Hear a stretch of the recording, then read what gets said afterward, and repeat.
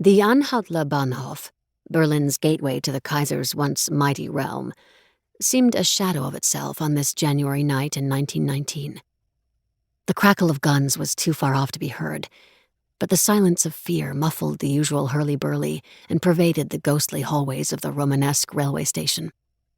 No welcome mat greeted the few arriving passengers, only armed soldiers who guarded their path. Diplomats in derbies and soft dove gloves, movie stars in silks and feathers, bankers with waxed mustaches and starched collars had once disembarked here from Prague, Vienna, Paris, and Rome.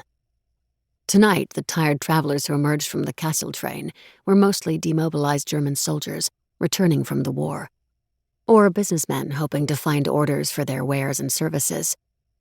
But there was one smartly dressed American woman. Her shapely figure wrapped in a fur coat, auburn hair tucked in a fur hat, and manicured hands warmed in a muff.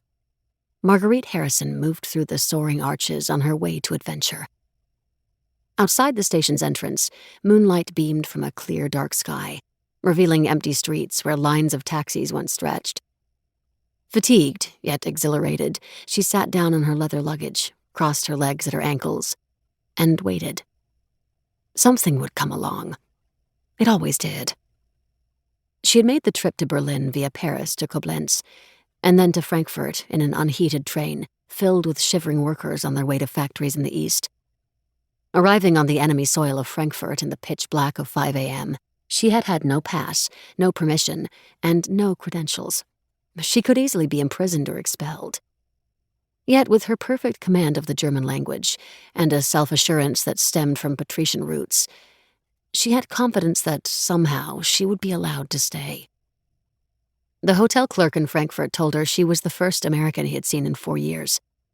All he wanted, he said, was Ruhe und Ordnung, peace and order, the national chant of the German people.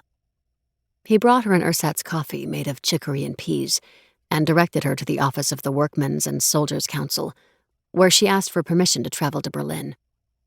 With the cocksure knowledge he and his fellow Bolsheviks would soon take over the world, the bureaucrat in charge stamped a paper and handed it to her.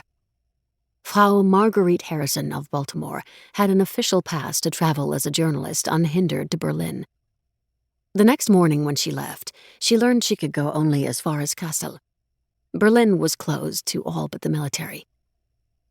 Crammed on a train with twice the usual number of passengers, a ride that took 8 hours instead of the scheduled 2, she arrived in Kassel, marched into military headquarters, and asked for permission to travel the 200 miles to Berlin.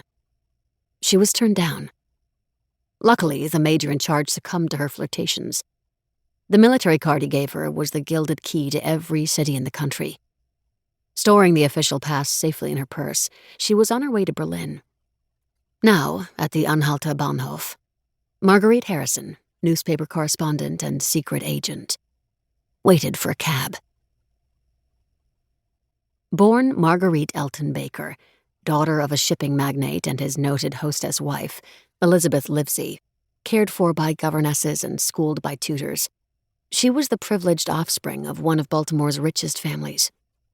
Keenly intelligent, always daring and eager for challenge, she relished danger and was willing to accept the consequences so long as they delivered a more interesting life. As a red-haired sprite, she climbed towering spruce trees. As a Radcliffe student, she nearly ran off with her landlady's son. As a debutante, she was courted by princes. As a beautiful heiress, she was betrothed to an impoverished man. Still eye-catchingly pretty at 41, she was no longer the social butterfly, Miss Marguerite Baker, who loved to drink champagne and flirt at parties. Nor was she Mrs. Thomas Harrison, wife of a prominent stockbroker/sportsman/clubman, who was a devoted father to their son. She was, instead, Mrs. Marguerite Harrison, young-looking widow, hard-working correspondent, undercover spy.